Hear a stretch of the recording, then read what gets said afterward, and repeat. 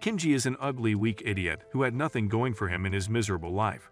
However, everything changed when he realized he could become an overpowered Sherlock Holmes whenever he gets freaky with his crush. One day, a submachine gun suddenly begins to chase him on his way to school, and no matter how much he speeds up his bike, it keeps catching up. As he struggles to escape from the assault, a random pretty girl makes an Angelina Jolie entrance from the top of a high building, surprising him. She pulls out her guns and tells him to lower his empty skull before firing at the submachine gun. Afterward, she continues to glide her parachute toward him, but he yells at her that there is a bomb on his bike, and she would be hurt too if she tries to save him. However, the strange girl doesn't listen and immediately pulls a move right off Mission Impossible, saving his ass before the bomb goes off. And crazy hero adventures? Yeah, that's never really been my thing. Meanwhile, just 2 hours before the incident, Kinji wakes up like a drunk in his messed up room, just like his face. The only thing on his mind is how to live a normal life and leave this shitty city. Meanwhile, a girl with a memory of a goldfish arrives that morning, and he wonders why the heck she is there. She tells him she thought to be a wifey material for him this morning, which she has not been in a while because she was away.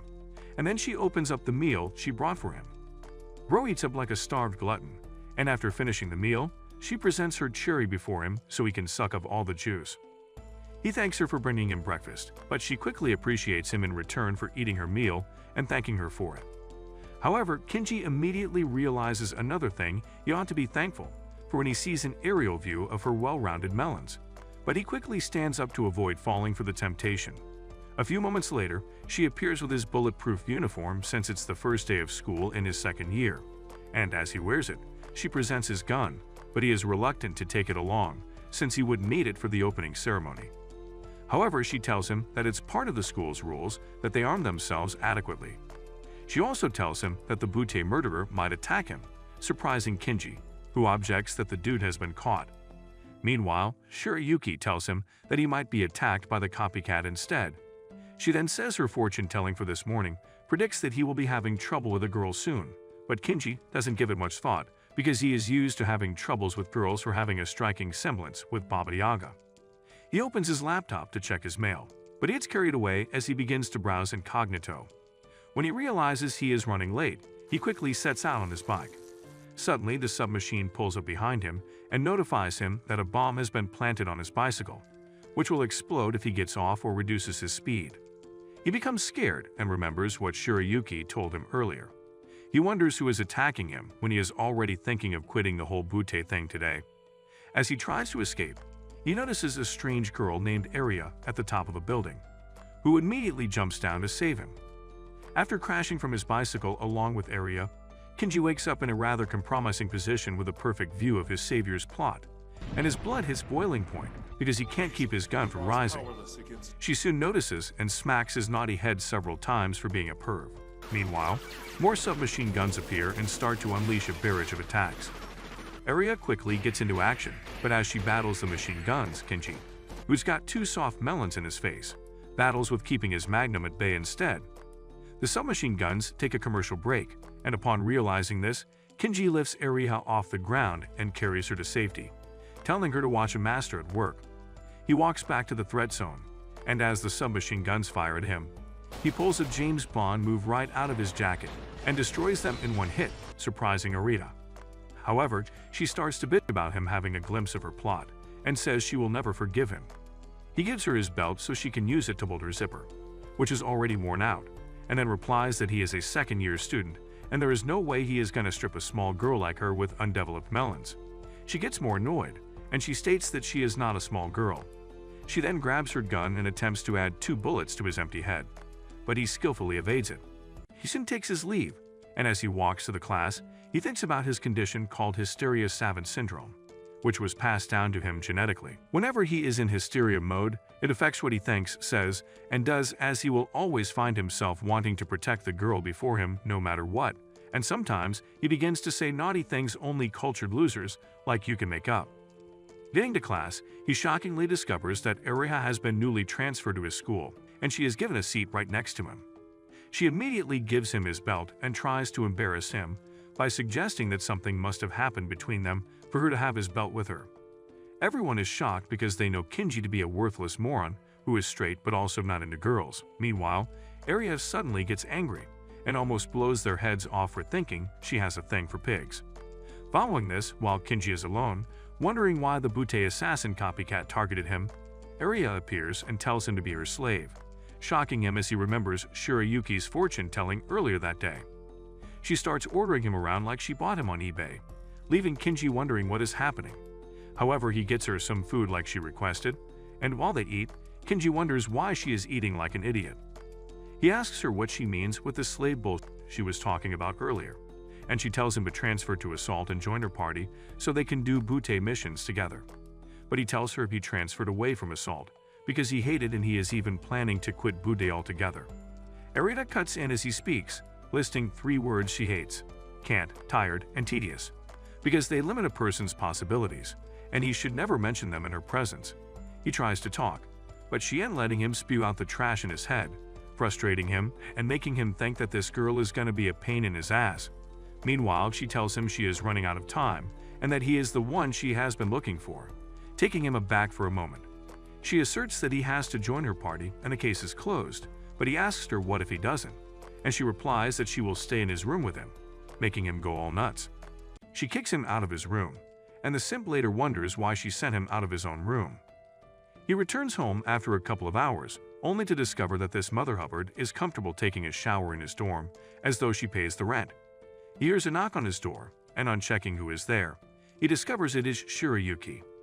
He immediately tries to pretend he is not at home, but a stomp from his feet gives him away. He reluctantly opens the door, and Shir Yuki tells him she has brought him dinner. He takes it from her and quickly tries to dismiss her, but Shir Yuki is an idiot who likes to talk when it is not needed. Aria makes a sound from inside, and hearing this, Shir Yuki goes into angry mode as she asks if he is trying to hide something from him. Kinji denies it, and luckily for him, she quietly leaves. However, there is another problem to face inside. He predicts that Aria will annul him if she finds out he returned while she was in the bath, so he has to hide her weapons as quickly as possible to prevent her from laying hands on them. But as he ravages her uniform, she appears from the bathroom with her uncensored plot, and upon seeing him, she beats his naughtiness out of him. Later that night, while she sleeps, Kinji asks God why this is happening to him, but he remains bent on quitting being a Butte no matter what happens. The next morning, Aria punches Kinji out of sleep because she is hungry and wants him to get her some food. They soon prepare to go to school, but as they set out, Kinji tells Aria to go on first without him so others won't misunderstand them coming out of the boys' dorm together. He tries to leave without her, but she holds on to him. At school, the principal explains what their classes will be about based on their different groups, and later when Kinji expects that he will have some free time alone since Aria, who is in the assault group, will be practicing, she appears again, frustrating him. He asks her if she should be missing classes, and she tells him she already has enough credits to graduate anyway. Meanwhile, Kinji has been given a commission to do, and when Aria asks him about it, he refuses to tell her because he wants her to be away from him by every means possible. However, she grabs her gun and threatens to plant some bullets in his body. He reveals that he is looking for a cat and continues walking. And when she doesn't stop following him, he tells her forehead reminds him of KSI to piss her off, and they begin searching for the cat together. After a while of searching to no avail, the pain in the ass gets hungry and commands Kinji to get her something to eat. So he does as she requests before she threatens to annul him again. As they eat in a nearby park, Kinji notices the different couples acting sus, where they are seated and teases Aria that they should probably not be sitting close to each other. On seeing them, she becomes embarrassed, and he tries using this to convince her to head back, saying her crush may get the wrong idea. But she immediately retorts that she doesn't give two shits about romance.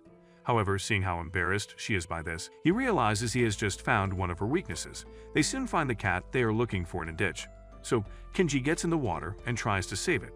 But the cat wonders who the heck this ugly mofo is as it refuses to allow him to carry it. Back at school, Kinji meets Rico, who he had told to investigate Aria and find out information about her.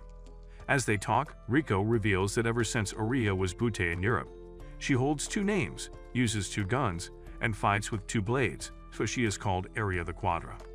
On getting back home, the dude starts to tell Aria all he has found out about her. He tells her he found out she is part of the London Butte agency. She is S rank, which is higher than the A rank that she is thought to be. He also reveals that it's true that she has never let a single person escape 99 in a row.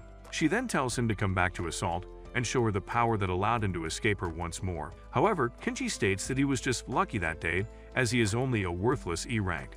But Aria refuses to believe this, saying it is because he didn't take the finals in the third term, further revealing that he was ranked S in the entrance exam.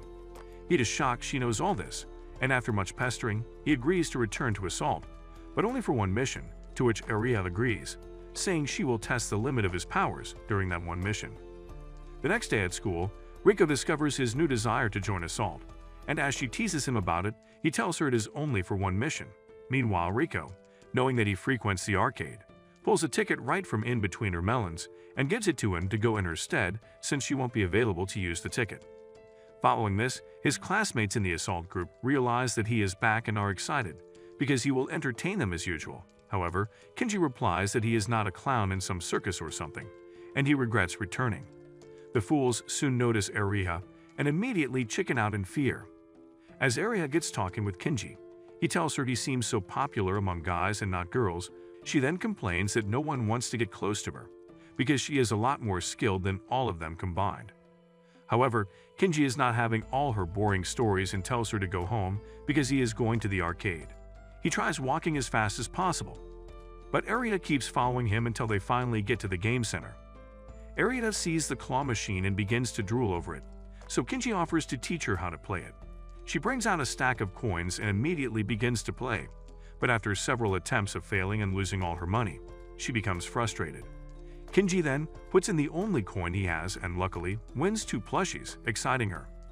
Following this, as they go home, she jumps around in excitement, and Kenji is surprised that she can actually smile like that, unlike the bit aura she has been giving.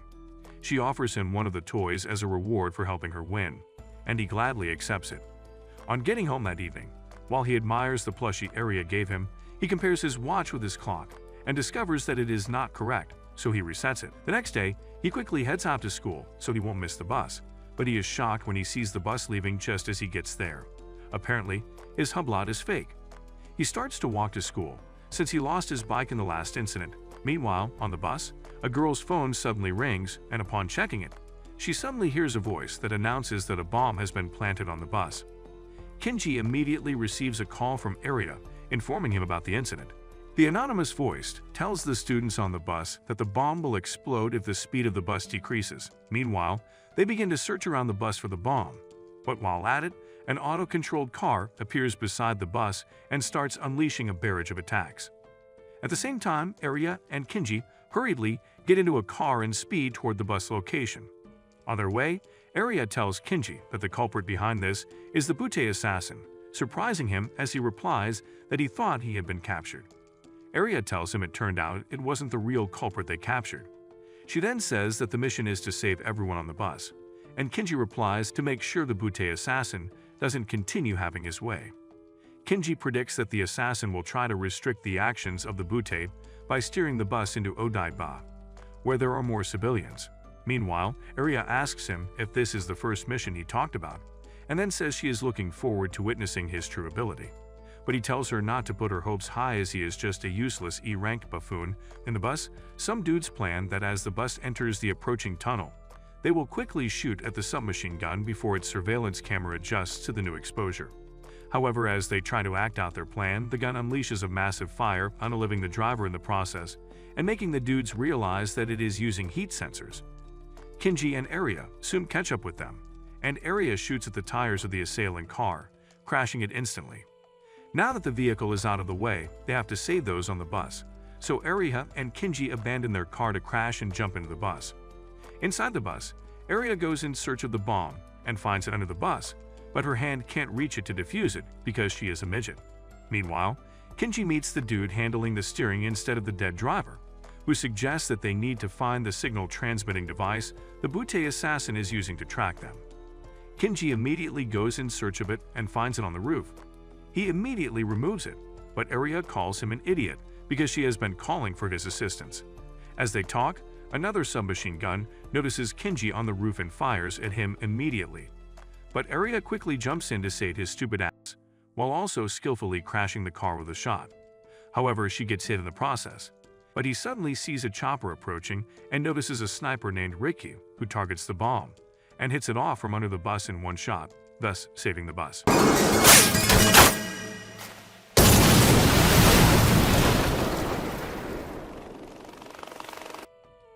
Later at school, Kinji meets Riki and tells her he is surprised she and Aria know each other. Riki replies that Aria is actually her client. She had come to her saying she might need her help during the mission because she can't rely on the bozo she calls her partner. Afterward, Kinji visits Aria in the hospital and shows her the incident report after the investigation. He tells her no clue was found about the culprit. After Kinji finishes talking, Aria trashes the report, surprising Kinji, who immediately calls her bluff, but she tells him to go hang himself. She then tells him she had much expectation of him, but is disappointed by how weak and powerless he is. Kinji tells her she shouldn't have put her hopes on him, as he plans to quit Butte anyway. She replies that her time is going and she needs him, but he doesn't understand what the heck she means by that. She becomes sad and eventually concludes that maybe he is not the one she is looking for. Some days later, Kinji wakes up from a horrible dream about when his brother tried to save a sinking ship but was blamed for it. As he later walks through the city, he thinks about the incident that happened that day. His brother got involved in a cruise ship incident, and even though he managed to save the guests and crew on the ship and died in the process, the society rebuked him for letting the incident happen in the first place. Kinji learned after that incident that the Butte are always on the losing end, no matter what happens, which is why he wants to quit. As he tries crossing the road, he suddenly notices Aria dressed so cute that he wonders if she has a date or something, since she would normally dress like she was lost and found. He immediately starts to tail her, and while at it, he wonders why he is even doing this, since it's not as though he is jealous or something like that. However, she soon notices and calls him out, telling him he would make the list of the worst spies anyone can ever hope to have. He realizes that they are at the police department and wonders why she came here. But she tells him that since he is also a victim of the Butte assassin, she thought she should let him know about this. They head into the building and soon meet Arida's mother, Kane, who has been framed by the Butte assassin and dunked into jail. After introducing Kinji and telling her mother that he is also a Butte assassin victim, Aria says that the assassin has been on the move again recently. She tells Kane that she will do all she can to catch him, so they can reduce her jail term from 864 years to 742 years. However, her mom asks her if she has found a partner, as she won't be able to carry out the mission without one. But she replies that she doesn't need one even though their family has deemed her the defective one in the whole lineage because of her inability to find a partner. Her mother tells her that her inherent power can only be unleashed when she has a partner, and adds that the generations before her all had partners to be successful. The visitation hour soon ends, and as the guards take Kane away, Aria tells her she will make sure to arrest all those framed her in a crime. But her mom tells her not to go after the EU and should focus on finding a partner first, surprising Kinji, who wonders what the EU is. On getting outside, Aria begins to cry while Kinji just watches helplessly, and the next day, Aria doesn't come to school, making Kinji research the incident Kane was framed for. He realizes that Aria meant partner when she once told him to be her slave, and thinks about how she was disappointed when he was weak as fuck in their first mission. While at this, a dude comes to tell him a rumor about Arida's sudden decision to return to London.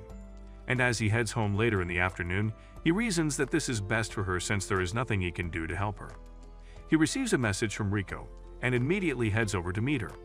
Upon getting to her, she starts to press her melons on his body, while telling him how the incident that happened with his brother was not an accident as it was claimed to be. However, his blood hits the boiling point from too much excitement, and he enters hysteria mode instantly. His empty brain switches on, and he immediately realizes that Aria is in danger. So he immediately heads for the airport and quickly passes through the checkpoints with his Butte ID before his hysteria mode wears off. On getting into the plane, just before it takes off, he tells the waitress to command the aircraft to stop.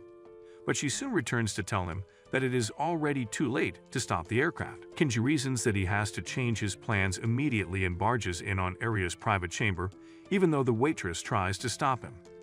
A few moments later, he tells her he realized that the first mission he promised to do with her had not been solved, so he wants to continue on it with her. But she tells him to shut his stinky mouth, saying she already realized that she looks like a starving rhino and has decided to fend on her own without a partner. However, thunder suddenly strikes, and she chickens out in fear. A few more strikes follow, which scares the hell out of her.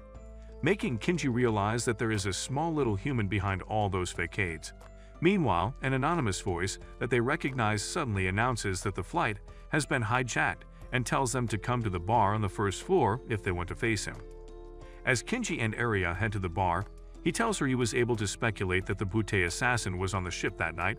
Upon meeting the supposed Butte assassin, they shockingly discover it is Rico Lupin IV, the great-granddaughter of the French phantom thief Arsène Lupin. Aria asks her why she is doing all this, and Rico replies that in her family, no one calls her by her real name but always refers to her as the fourth, like she is some useless genes with no real identity. So she joined the EU to become powerful and get back her identity.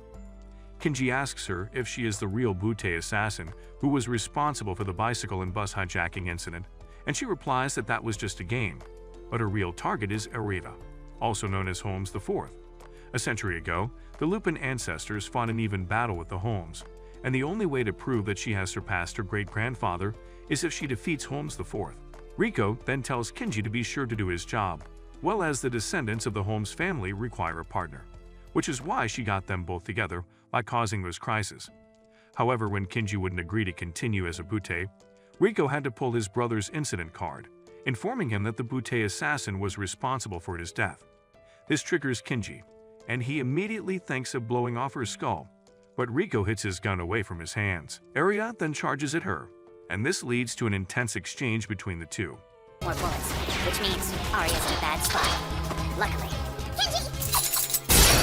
Give it up, Rico. Aria and Kinji soon get an advantage over her and tell her to surrender, thinking that there's nothing else she can do. However, Rico suddenly weaponizes her hair magically and slashes Aria, causing her pain. She then grabs her gun and puts a bullet in her, immediately knocking her out. Kinji quickly carries her and heads over to another room, where he places her on the bed and opens her chest region. He grabs a syringe from a toolbox and injects her with a drug that sends her back from nirvana instantly. Aria sees her chest and the cultured idiot sitting on top of her, and she becomes angry, cussing at him for looking at her melons even though they are underdeveloped. Bro tells her he only did that because Rico shot her. Aria immediately grabs her gun and restlessly prepares to go and face Rico, but Kinji stops her, knowing that it's the effect of the drugs he injected her. She tells him she didn't need him to come to save her, since he already once told her he hates her, and as she continues to whine like a child, Kinji suddenly kisses her.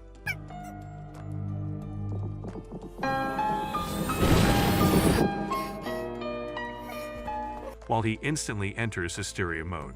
She tells him it is her first kiss, and he replies that it's also his first kiss. However, he embraces her and tells her to believe in him according to one of the Butte Act laws, assuring her that they will arrest the Butte assassin together.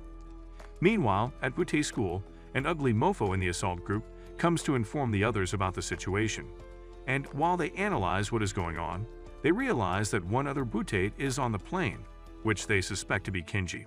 At the same time on the plane, Rico searches for them and finds Kinji standing alone. She asks him where Aria is, but he refuses to tell her. Rico immediately points her gun at him. They engage in a brief exchange and Rico finally pulls the trigger. Kinji skillfully splits the bullet in two with his dagger. Then, Aria jumps in at that moment and manages to cut Rico's weaponized hair, rendering her powerless before the two. Then, she declares her arrest. However, she instantly regrows her hair and runs off. The plane suddenly starts to plummet, and Kinji instructs Aria to be in charge of the piloting while he searches for Rico.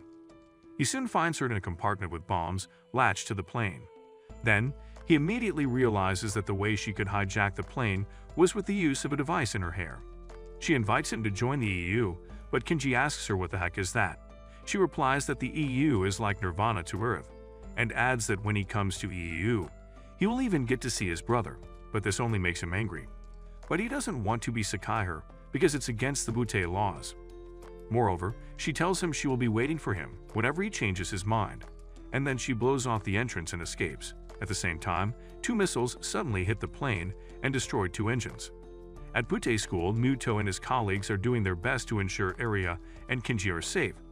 One of them notices something strange and tells Muto about it, revealing that the Ministry of Defense is causing interference. Meanwhile, Kinji joins Aria in the cockpit, and as they try to reach out to the control room, They are answered by the Japan Air Self-Defense Force HQ, who tells them they are currently in control and should wait for their next order. After that, Kenji reaches out to Muto. He reports that they have lost 2 engines, shocking Muto, who immediately demands to know the gauge of the fuel.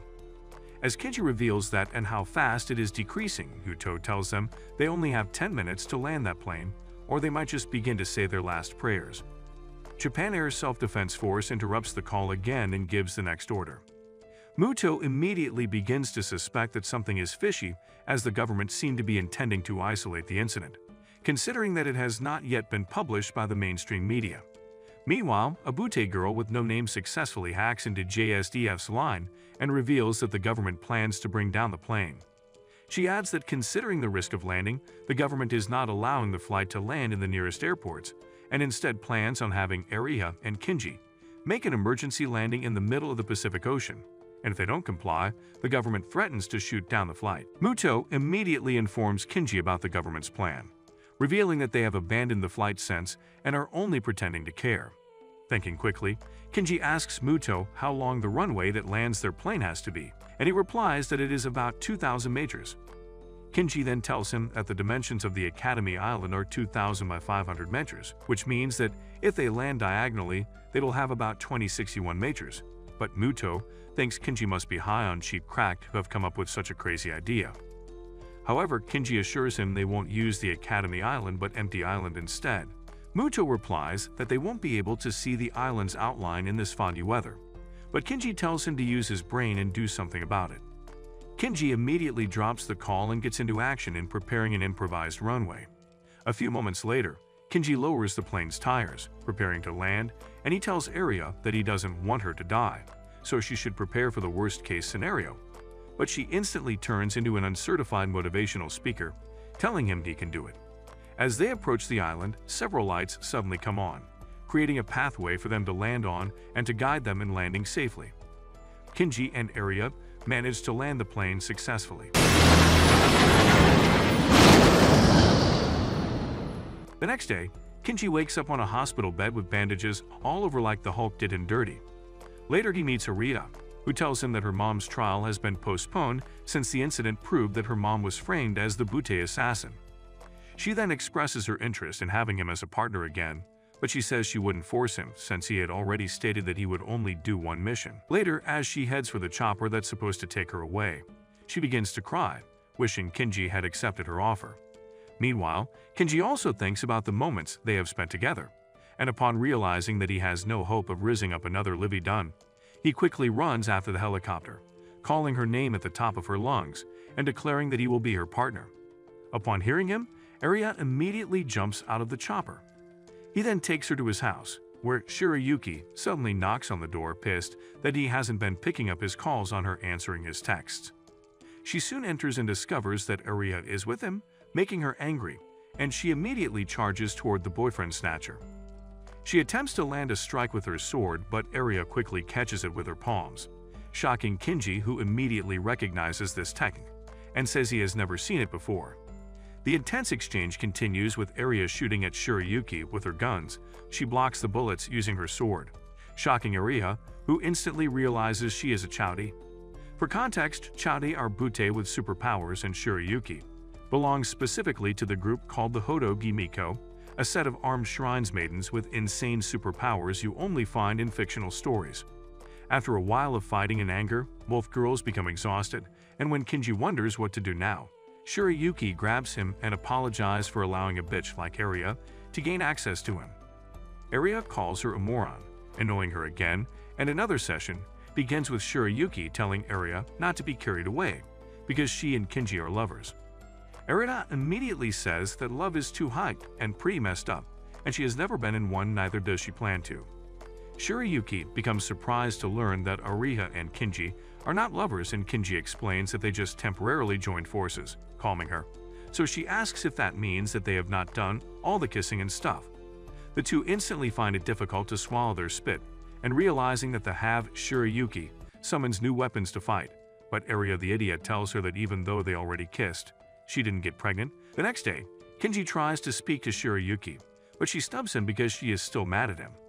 Later in class, the homeroom teacher discusses the upcoming AdCert festival, and one of the students asks Kenji if he would be participating in the events, and when he says no because he is E-ranked anyway, the ass-faced dude suggests they work as receptionists.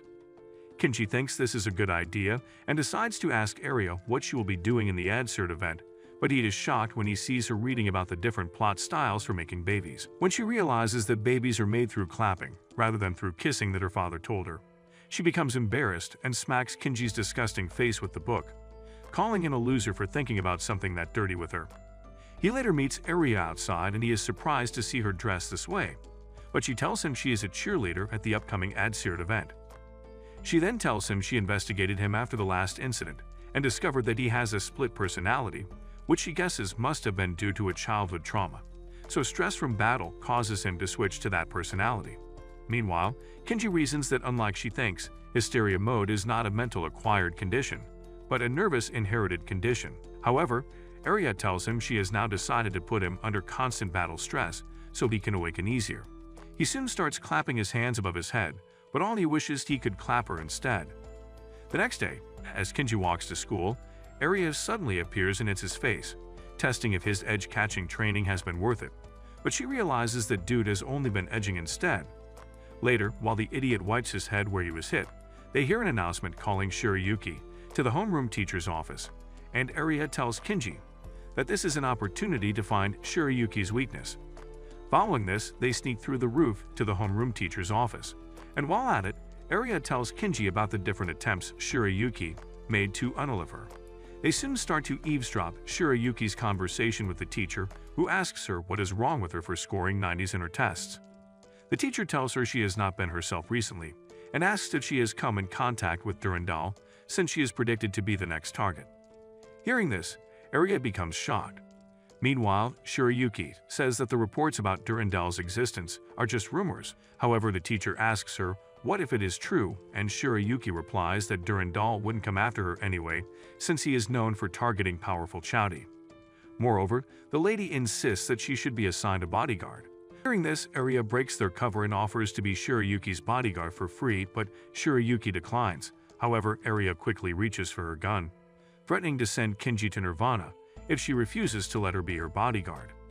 Not having any other choice, Shir Yuki agrees, but on the condition that Kenji also has to be her bodyguard, and she will also live with him.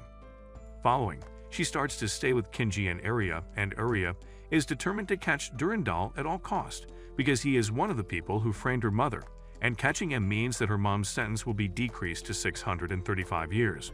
Kenji raises up the fact that Durendal is said to just be an urban legend, but Aria states that he really does exist, even though she has not seen him before. Kenji doesn't agree with her since she is talking without proofs, making her angry and send him to go do some work, because being idle is making him an idiot.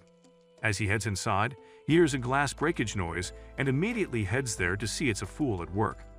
Shir Yuki apologizes for the only syrup he uses whenever he catches a cold, but Kenji, trying to be a perfect gentleman, tells her not to worry about it. Following that, Aria and Kenji begin to guard her in school and after school, but the two rivals will always fight because of their Prince Charming. Some days later, while Kenji finishes bathing and prepares to leave, Shir Yuki receives a call from him, so she runs into the bathroom, not knowing he is undressed. She starts to apologize and immediately attempts to remove her dress so they can be even, but Kenji grabs her in an attempt to stop her, but unluckily for him. Aria arrives at that time and meets them in this suspositum, so she immediately grabs her guns and shoots at him, but he jumps out into the sea to save himself. The next morning, while Kenji sleeps, Aria goes to put a new bottle of syrup beside him for his cold, and later after waking up, he meets Shir Yuki, who asks how he is feeling. He tells her he is fine and thanks her for getting him a new syrup, but Shir Yuki goes speechless and leaves, not revealing that it wasn't her. Later at school, Kenji feels terrible seeing girls in shorts all around as his magnum has been rising and falling like my crypto portfolio right now. Aria suddenly appears and lands a kick on his disgusting head, leaving him wondering if he looks like her father who went to get milk and never returned. She tells him that he has to learn the edge catching by all means because it is rumored that Durendal has a sword that can cut through steel.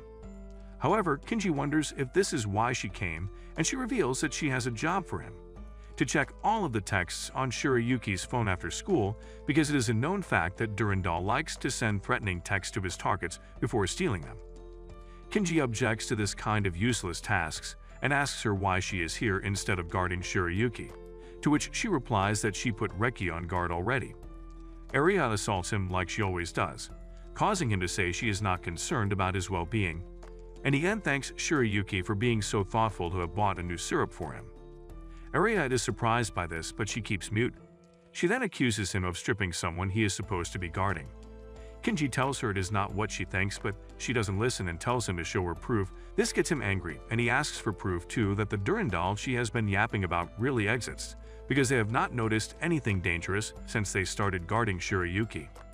Aria finds it difficult to explain why she thinks he exists, since she is just a dumb idiot with guns, but she stands that her instincts tells her Durendal exists. Meanwhile, Kinji doesn't believe her and tells her that she is only living in delusion because she wants to save her mother. This makes Aria sad as she tells him that he is just like everyone who doesn't believe her words, and while the insensitive fool continues talking, she grabs her gun and almost ends his useless life. Afterward, while Kinji talks with Segawa, he tells her that he is now solely his bodyguard, and she is excited to hear this. They engage in some unnecessary banter about Shir Yuki's lifestyle, and later that evening, they both headed to see the fireworks, but by the time they arrive there, they are disappointed that the fireworks ended already, and Kinji apologizes for not double-checking.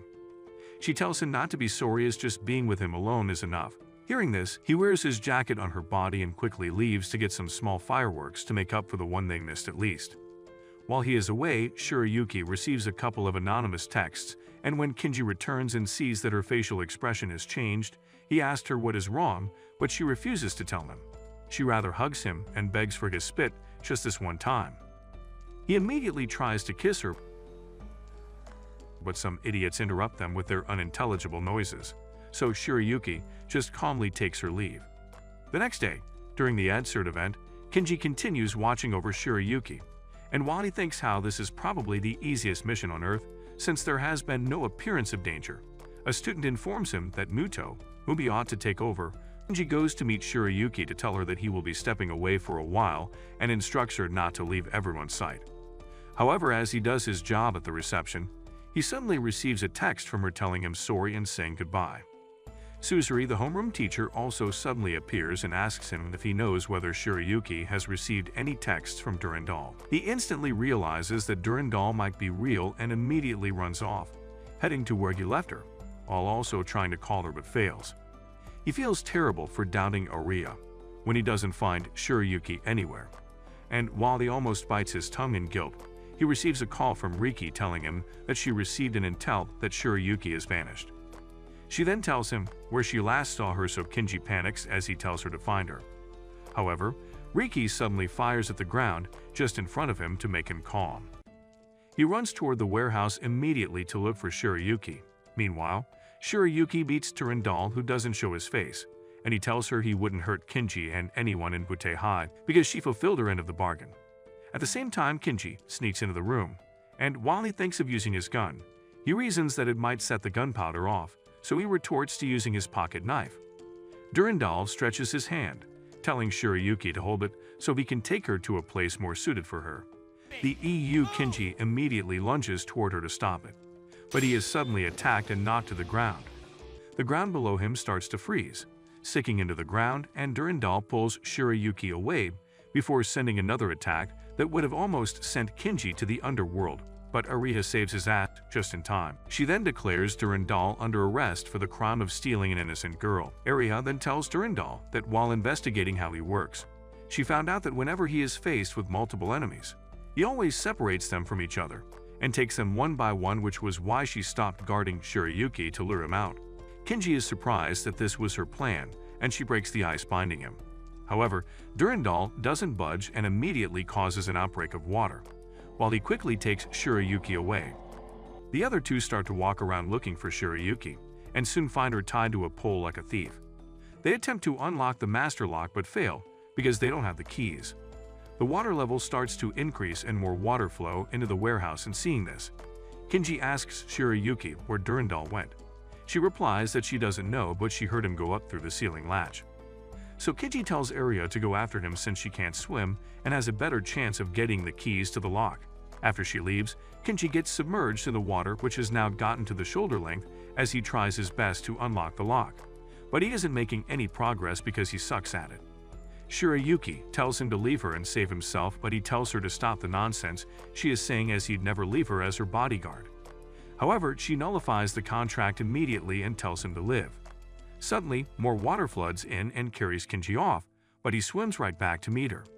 With no other options, he suddenly opts for the kiss she has been dying for. And he immediately activates Hysteria mode, after which he pulls an Houdini on the lock, shocking her. He then tells her he will never leave, and will always protect her, because she is Shir Yuki. They both swim toward the ceiling latch and Shir Yuki goes up first. However, Kenji follows after her only to find her missing on reaching the next floor. He sees her from afar, and as Aria approaches him, he quickly stops, noticing that Durendal already fixed a piano wire as a trap. Seeing that he is currently smarter than usual, Aria becomes embarrassed, as she realizes that he might have kissed Shir Yuki to enter this state. They go to meet Shir Yuki, but Kenji suddenly observes that something is off from the color of her bra, so he asks her about her lips. Shir Yuki casually replies, immediately confirming that she is not the real one. So Kenji immediately fires at her, knowing that if it was Shir Yuki, she would have been embarrassed when he asked about her lips. She places her sword on Aria's neck while freezing her gun, and when Aria calls her by her name, Durendal, she tells her not to refer by that shit name people gave to her, and then reveals that she is Jean d'Arc the 30th. Jean tells Aria to follow her as she has been abandoned by Lupin IV, otherwise she will turn her to ice. Kenji attempts a move, but Jean threatens to freeze Aria if he does anything stupid. Jean then decides to freeze her loose tongue, since she can't keep her mouth shut, but as she attempts to kiss her, Shir Yuki, the real, suddenly attacks with the chain with which she was bound earlier, saying she won't let her hurt her friends anymore. Aria tells Durendal she is at a disadvantage, now that it's only her against 3, but Durendal laughs, and then releases blinding gases for her to hide. Meanwhile, Aria draws her swords but immediately feels pain in her arms due to Durendal's freezing earlier, and Shir Yuki heals her. Shir Yuki then tells Kenji to take care of Aria, while she fully recovers, but Durendal tells her to stop the cap, as there is no way an unrefined fighter like her can beat Durendal, who has undergone EU's training. She immediately freezes the whole place and then reveals her true ugly form in a skinny body. Durendal tells Shir Yuki that she has no chance since she wouldn't disobey the Hodo-D, but Shir Yuki replies that that's her throwback self because right now, she would do anything to be with the man she loves. She then tells Kenji that the way he sees her will change from now on, since she will be unleashing the Hodo-Gi's forbidden art, but Kenji assures her that he would never hate her. Shir Yuki steps forward and then activates the forbidden arts, immediately lacing her sword with fire. She quickly charges at Durendal, and they engage in a series of heated engage. Meanwhile, as they fight, Kenji and Aria prepare for the perfect time to come in to assist Shir Yuki. After waiting for a while, they observe Durendal preparing to unleash an attack, so they immediately charge in to stop it, with Aria skillfully wielding her sword and Kenji putting his magnum to work. Durendal suddenly jumps up and attempts a strike on Kenji, but his catching training comes in handy at this time. He advises Durendal to surrender, but she instantly starts to freeze her sword. However, Shir Yuki charges in immediately and cuts her sword in 2 other dark arts, shocking Durendal as they handcuff her. Some days later, they sit to talk together, and Shir Yuki confesses to Kenji that she wasn't the one who got the syrup, but Aria, shocking him. Shir Yuki apologizes for lying, and Aria tells her to also become her slave, but Shir Yuki replies that she only wants to be Kenji's slave while he gives her punishments with his mighty rod. Aria gives her the duplicate key to his room, but something somehow leads to both of them chasing each other again, while blaming Kenji for being a man of culture. Some days later, Kenji visits the girl's dorm because Aria asked him to, even though he doesn't know why, and upon entering her room, she pushes him to the plot arena for a gland-to-gland combat, and then pounces on him to start getting cultured. She rubs her small plot on his face, immediately activating Hysteria mode, and he realizes it's Rico. Rico announces her return, and Kenji asks why the heck she is back, but tells him she wants to do dirty things with him. She begins to loose his tie while Kenji just lies down without moving, and Rico tells him that she will steal him for herself even if he belongs to Aria. However, Kinji sarcastically says that she already stole his brother, and Rico tells him she didn't take his brother's life. She then gives an offer that if he claps her real good, she will tell him all about his brother after the event scene. She tries to pull off her top, but Aria suddenly barges in through the window, telling Rico that she is not allowed to do anything to her slave. Rico replies that Kinji was just about having the best moment he has ever experienced, but she ruined it. She adds that men are always moved when they see melons, but Aria doesn't stand a chance because she is built like a surfboard. Aria gets angry and promises to bore holes in her head, but Rico unleashes a blinding light that allows her to escape. Aria quickly runs out to check her and finds her heading to the roof, so she and Kinji hurriedly head to the roof. Aria tells Rico she will make her atone for her mother's false charges, and Rico tells her to do whatever the heck she wants, making her really provoked. This is followed by a heated exchange of verbal insults between them, and when it was almost causing an outburst, Kinji walks in to stop them like an elder, and Aria wonders what the heck this bozo of a partner is doing, but the idiot replies that he doesn't want them fighting like cute cats. He tells Aria not to fight Rico, as Rico must have made a plea bargain, which is why she can return to Butte High, and if she harms her without proper reason, she will commit a crime. He further says that if this happens and they are arrested, they won't be able to clear her mother's false charges. However, Aria is still unsatisfied and yells that she will have Rico testify in the Supreme Court, even if she will have to force, but she is shocked when Rico agrees to testify. Rico tells her she understands what it means to love one's mother, because she also does, and she starts faking her tears, which causes Aria to pity her. Still pretending, Rico reveals that she has been expelled from the EU because she lost in her previous fight, and Vlad, EU's number 2, took her treasure from her. She begs them to help her retrieve her treasure from Vlad, and Kinji asks her what she needs them to do, to which she replies that they should be thieves. The next day at school, Kinji asks Aria if she is cool with joining Rico in a robbery, and she replies no, but also says she has no choice because this might be her only chance in reaching Vlad of Endless Sin. Kinji tells her that they might be roped in a crime, but she replies that they won't be prosecuted, even if arrested, since they are stealing from the EU anyway. Kinji asks her what the EU even means, but she tells him that such information is not meant for idiots. Later, Aria asks Kinji why he is helping Rico, and he tells her that such information is only meant for idiots.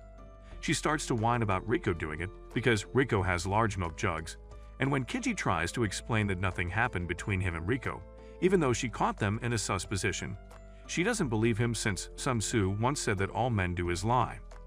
Kinji soon gets tired of her whining and leaves the room as soon as he gets the opportunity because this is a common software installed among women. The following day in school, the teacher announces that there will be a test, and while Kinji thinks about how he is about to prove how dumb he is at school, Rico suddenly appears beside him. He asks her the heck she is sitting beside him, and as soon as the lights go off, she begins to trouble him to do naughty things to her in the dark. Kinji wonders what shade of stupid she is to be asking for something quick during a test, but she bends her head under his table and begins to make a little mess down there, with Kinji fearing that he will be caught. He tries to continue his test, but can't find his pen, and Rico tells him that she hid it in between her divide, but she would prefer his longer pen there instead, making him ask why she is doing this. She tells him she is training him to enter Hysteria mode whenever he wants, which is needed for the robbery. However, as he attempts to take his pen, the light comes on and he sees the teacher standing right before him. Later, on his way home together with Rico in the rain, Shir Yuki appears and is jealous to see him with another girl. She brags to Rico that she and Kinji has shared a kiss before, but Rico annoys her when she reveals that she and Kinji have gone second base, so Shir Yuki launches an attack immediately. However, Rico blocks and exposes her suspects in the process before taking her leave. Meanwhile, Shir Yuki is embarrassed. Following that, he gives her a piggy ride to her room because she claims she can't walk after the encounter with Rico. Meanwhile, Shir Yuki secretly jams the door and pretends not to know why it suddenly got faulty. Kinji tries to call someone to help, but Shir Yuki snatches his phone and heads to her bed. As he approaches her to take back his phone, she tells him that she predicted his future and found that he will meet a wolf, a demon, and a ghost very soon. However, the cultured moron thinks about the 3 chicks dying for him and reasons that he has already met them. Shir Yuki further reveals that she will be returning to the Hodogi for a while since she broke restrictions during the Durendal incident. She then covers herself and begins to strip herself under the duvet so he can destroy her walls before she finally leaves for the Hodogi. She tries to draw him close with her chain, but he resists it. She continues to beg him to make her sweat from a quick workout under this cold weather, but he deceives her into bending her head, and then exits the room through the window before she realizes. The next day, Rico invites Kinji and Aria to a maid cafe for planning of the robbery, and she shows them the target mansion, which is located on the outskirts of the city. She tells them that the treasure they want to retrieve is in an underground vault of the building. Kinji asks why she doesn't just sneak in by herself to steal it, since she knows so much about it. But Rico replies that she has thought of that. However, she realized it is impossible because the house is a heavily guarded fortress, and she doesn't have the all-important data on the underground. Kinji then asks what they are to do, and she replies that they will both become a maid and a butler in the house and steal it while on the job. Some moments later, as they continue to discuss the mission, Aria asks Rico if she will be able to arrest Vlad during the infiltration, and she tells her to give up that idea as Vlad has not returned to the mansion in years. Only the managers and housekeepers have been maintaining the place. Aria loses interest in going since she has no reason to do so, but Rico gets her to want to go again when she tells her that it will be only her and Kinji if she refuses to go. Meanwhile, Kinji asks Rico what exactly they are going to steal, and Rico reveals that it's the rosary gift she received from her mother on her 5th birthday. Upon hearing this, Aria becomes mad and asks Rico what kind of crack she is taking to have the guts to frame Aria's mother, and then wants Aria to retrieve her own mother's gift. Aria blames her that she is the reason she can't see her mother, but Rico replies that Aria's situation is still good as her mom is still alive. Her own parents had passed away since when she was only 8. Rico pulls another emotional card on her, causing Aria to agree to help her. Rico dresses Aria up for her role and trains her on what to say when acting as a maid. On returning back to school, Aria tells Kinji to come to the infirmary later for a more private kind of training. On his way there, he shockingly comes across Jean playing Mozart and immediately prepares to fight her, but she tells him she is not planning to fight him. He asks if she is also here on plea bargain, and she replies that she is now an exchange student from Paris. After hearing this, Kinji attempts to leave, but Jean reveals that she knows they are planning to rob Vlad's mansion, leaving him wondering how she knows. Jean then reveals that Rico has always wanted freedom since she was raised in captivity by someone who claimed to be her relative after her parents died. Jean further revealed that the one who imprisoned Rico was Vlad, and know how much she tried to escape. He always caught her again.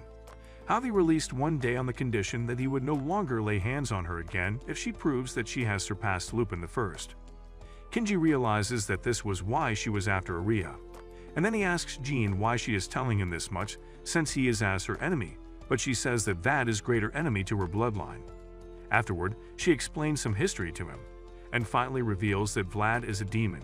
Hearing this, Kinji tells her they have nothing to worry about since they won't be meeting him on the mission. However, Jean decides to draw how Vlad looks on paper, and while at it, she states that Vlad has 4 weak points on his body, of which she only knows 3, and the only way to defeat him is to hit all 4 weak points simultaneously. A few seconds later, she gives him a poor drawing of the supposed monster with the 3 weak points on his body. Following this, he rushes to the infirmary where Rico asks them to meet, but he suddenly hears some ladies approaching, and he quickly hides in a locker, only to find a fool like himself in there too. It was then he realized that the girls were having a re-checkup. Apparently, Rico had set him up. He receives a message from Rico who asks him if he has seen any plot to trigger his hysteria mode, and then asks him to reply with the color of her panties to be sure he is seeing them or else.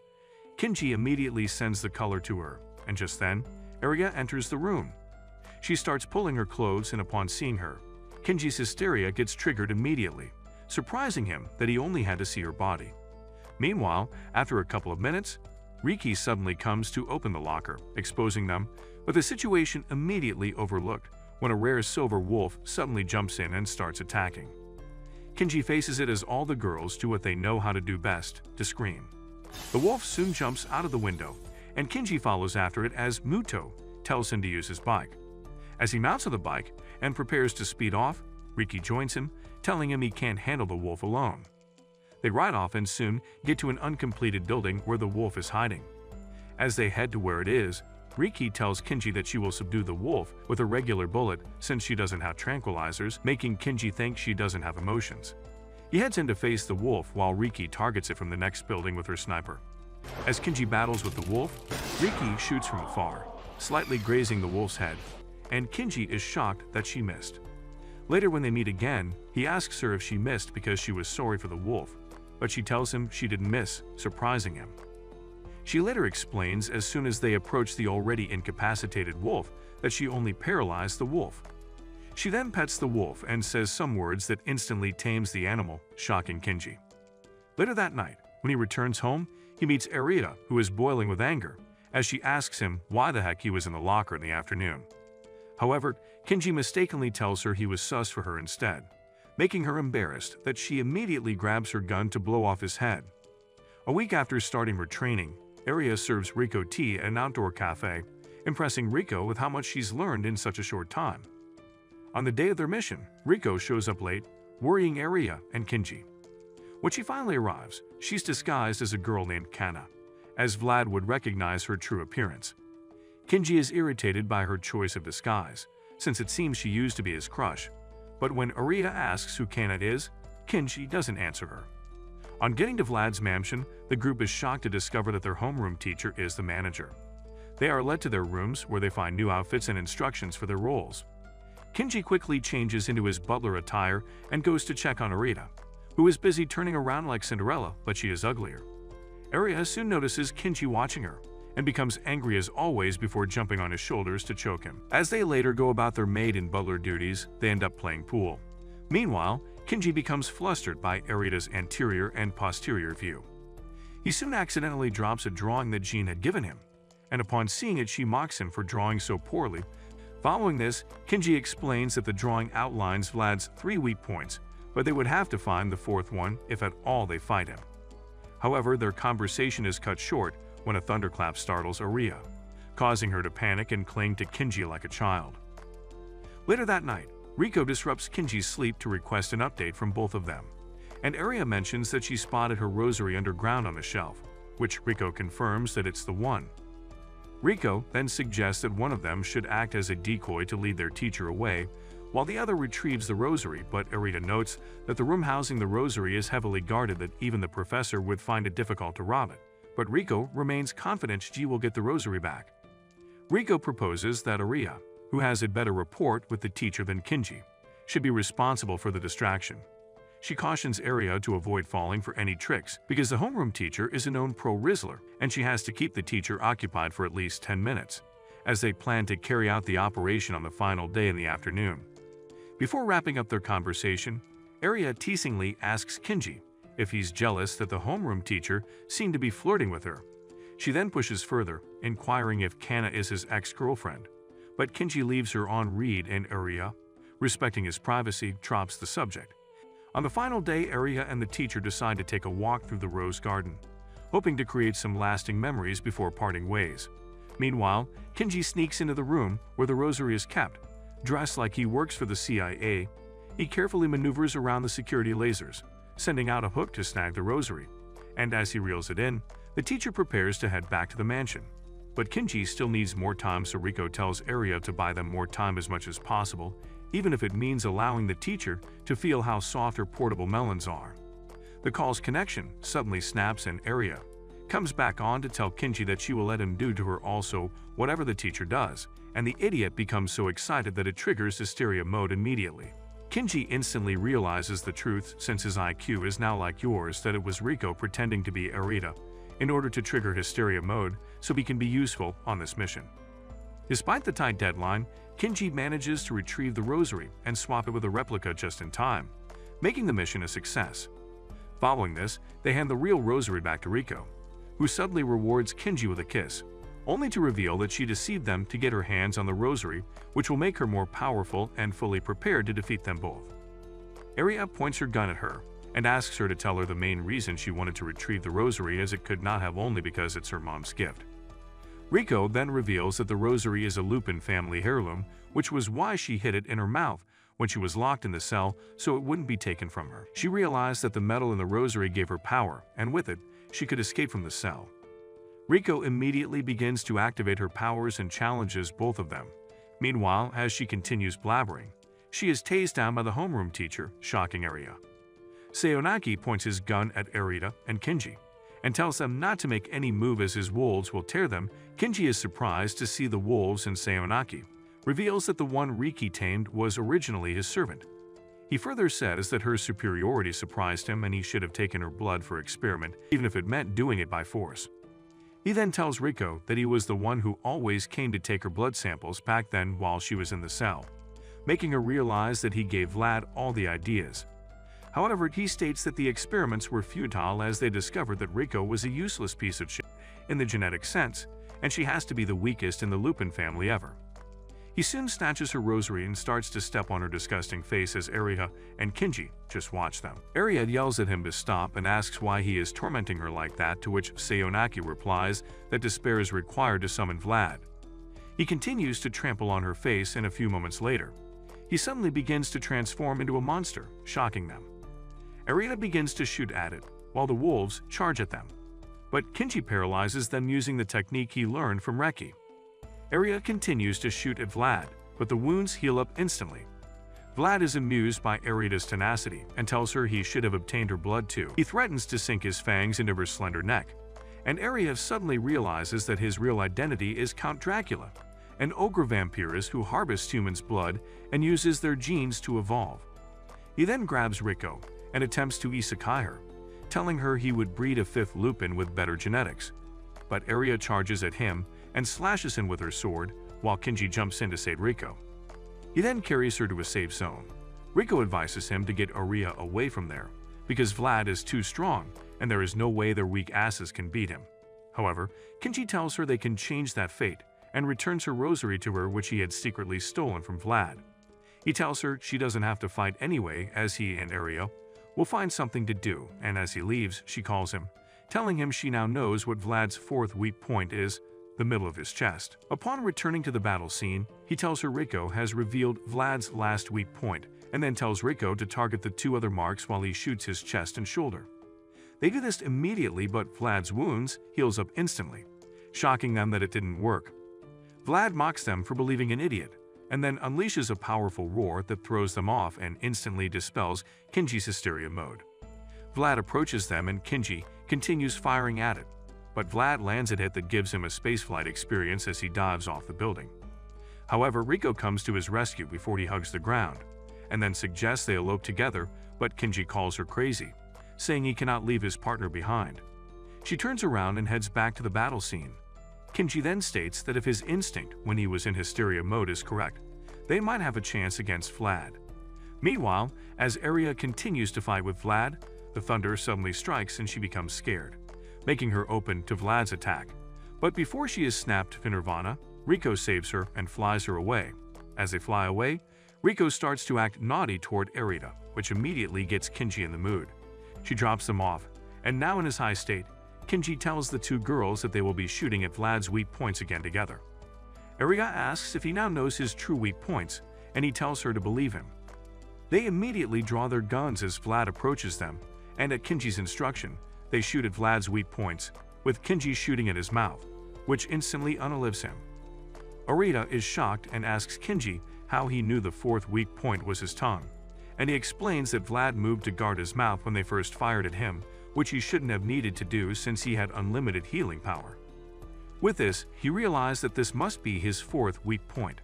Afterward, Kenji tells Rico that she has finally surpassed Lupin, the first by isekaiing Vlad together with them, and she becomes excited. But she instantly tells Aria not to think they have become friends, as they will always be enemies. Aria tells her no one is seeking to be friends with a bitch like her anyway, and says that she has to fulfill her promise by testifying at the court. Rico flies off the building after this and escapes, making Aria think that she has played them again. However, some days later, while Aria shops at a store, Kenji catches a glimpse of someone who seems to be Kana, but he loses sight of her when Aria becomes excited after receiving the report that Rico has testified in the court. As she jumps in excitement, the pads giving her plot false identity fall off, making her embarrassed. Who is Kana to Kenji? If you have reached this far, let's confuse the fake fans by commenting "RIP Kenji." Also, give this video a like. If you like anime recaps like this, then watch this video over here.